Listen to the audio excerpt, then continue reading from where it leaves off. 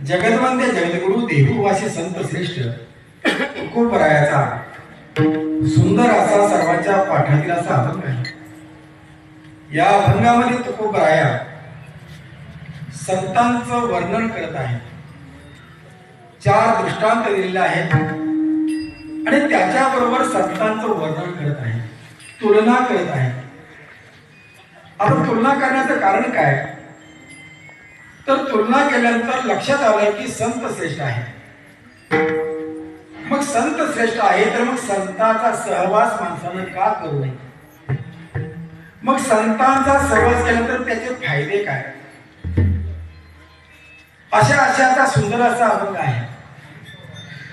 पहिला दृष्टांत दिलेला आहे चंदनाचा, दुसरा दिलेला आहे परिसाचा, तिसरा दिलेला आहे दीपकाचा, चौथा दिलेला आहे